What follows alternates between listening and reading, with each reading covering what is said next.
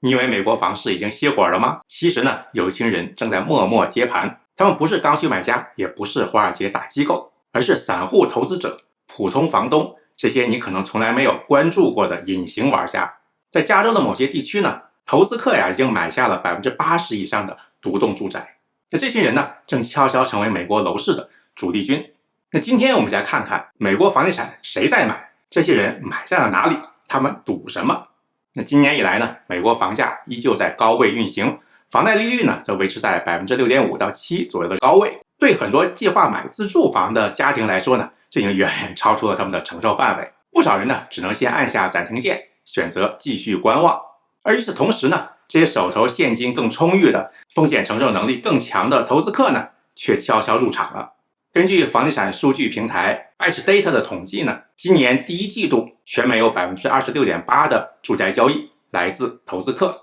不仅仅远远高于2020年到2023年这个期间的 18.5% 的平均水平，也是过去5年来的最高占比。虽然投资者购房数量比去年同期只增长了 1.2%， 但考虑到整个市场交易总量都在下滑，那这个占比的提升呢，就更耐人寻味了。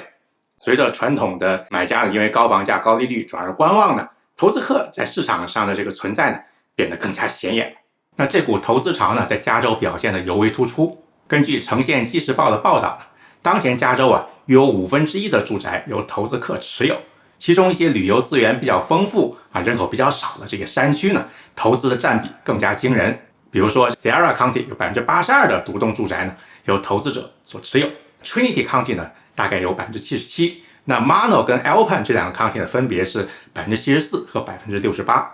那这些地区呢，普遍都是度假屋还有短租房集中的区域。近年来呢，在 Airbnb 这些民宿短租平台的推动下呢，远程管理还有短期的高收益呢，成为投资的新宠。与此形成对比的是呢，湾区的旧金山和南加州洛杉矶这些大城市当中呢，尽管房价更高，但投资者的比例呢并不高。多数地区如旧金山还有南加州城县，还有北加州的这个 Santa Clara 这些地方呢，基本上集中在 15%到17%之间。因为呢，越是核心的市场，买入门槛越高，租金回报周期呢也更长，反而是一些低密度的、低门槛的外围地区呢，更容易吸引散户投资者进场。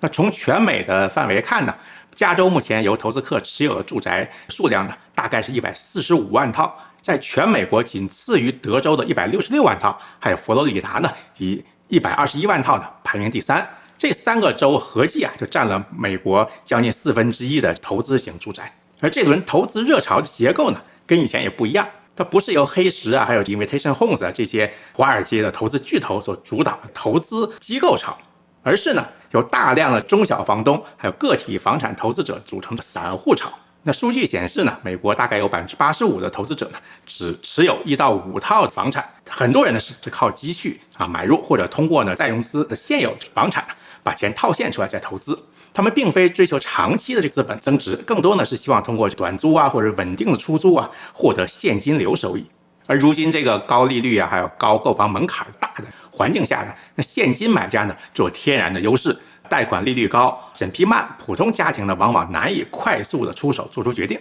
而这些投资人呢，他们呢现金储备充裕，可以跳过比较严苛的而且漫长的贷款流程，让很多房主在卖房讨价还价这个环节当中呢，优先考虑他们。那我觉得呢，投资客现在以现金交易为主的主要的力量，那部分人呢，通过房屋净值再融资呢，进行滚动式的投资。在当下这个市场上呢，他们这个策略非常有竞争力。随着卖房挂牌时间的延长呢，卖家对于成交速度非常看重，能够出得起现金变成一个非常硬的通行证。那这也解释了为什么美国房产交易总量虽然没有反弹，但是投资者在其中的这个作用变得越来越关键。我认为，如果未来美联储真的在年内开始降息的话呢，对冲基金还有这个家族办公室还有高净值人群将会更有动力将优质投资型房产纳入资产配置，房地产呢会继续成为他们眼中具有稳定回报的配置标的。不过呢，传统刚需买家的回归呢，恐怕仍需等待。只要利率维持在高位，对于多数依赖贷款购房的家庭来说呢，买房仍然是一笔沉重的负担。不过呢，这场由散户投资者主导的房地产接力赛呢，到底是一个转机，还是一个泡沫的前兆呢？值得我们继续观察。